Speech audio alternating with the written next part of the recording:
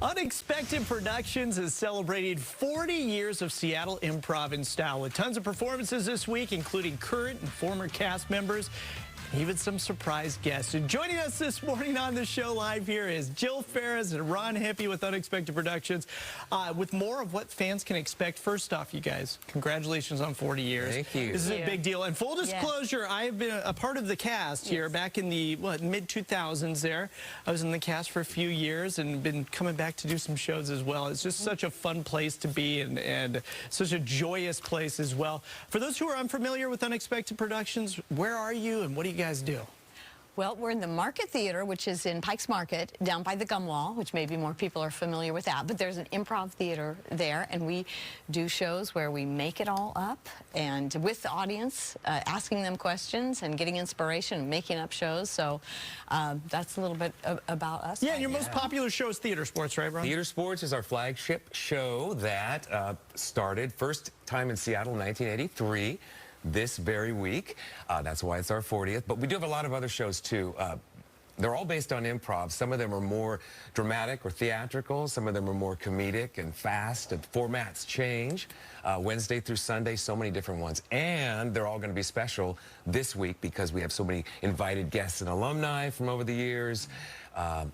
So it's going to be a lot of fun. And you talked a little bit about some of the other shows you guys do. I mean, there is some remarkable stuff that people are improvising, like musicals, for instance, and improvised puppet shows, things like that. Like, what are some of the other types of shows that people can come and see? Well, go ahead. No, those two that you mentioned are two you can see next week. So Thursday will be a puppet show improvised, and then Saturday will be a music show improvised. So, yeah, and then also coming up is one of our guests for our festival is Susan Messing from Chicago, Felipe Ortiz from Colombia, and they'll be there next weekend, the 30th and the 1st. So this is cool because this week you're celebrating the 40th, but every year you do an international festival as well, and you bring in some of the best improvisers from all over the world. So tell us a little bit about what that week's going to look like. Yeah, well, it's kind of our first festival back after COVID, so we're really excited for that, and it timed just right with our 40th. So yeah, there's,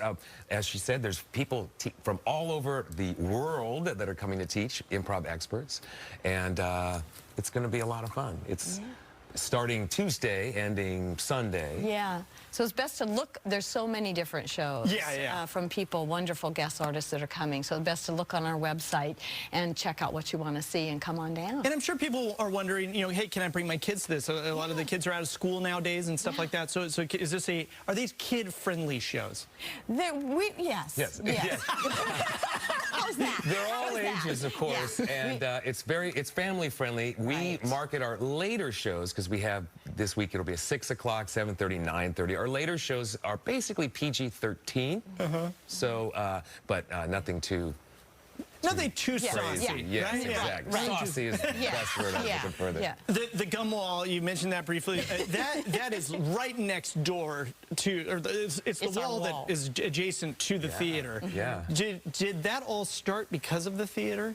Yes. Yeah, that's kind of a funny story because, you know, our audiences used to line up along the wall there, the gum wall, and while waiting, they would stick their gum, and eventually it accumulated, and as you had some shots earlier of that, and the market was not too happy about that.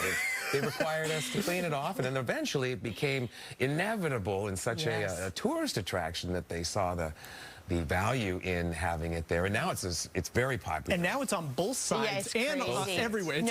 Some of those pieces of gum, I don't know how people got all the way up. The archive, They do clean it every 6 months or so. And then it just comes right back. I think it's kind of a negative reinforcement because the more it cleans, the more that comes back. That's right.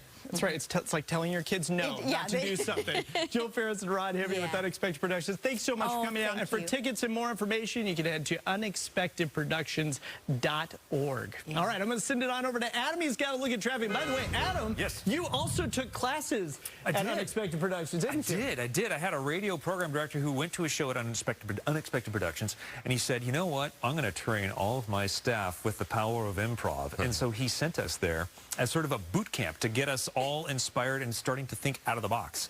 So therein lies also another potential for corporate events. You guys could really start marketing yourselves to all the like sales staffs and everybody, how to think out of the box and pull something from nothing. It was fantastic.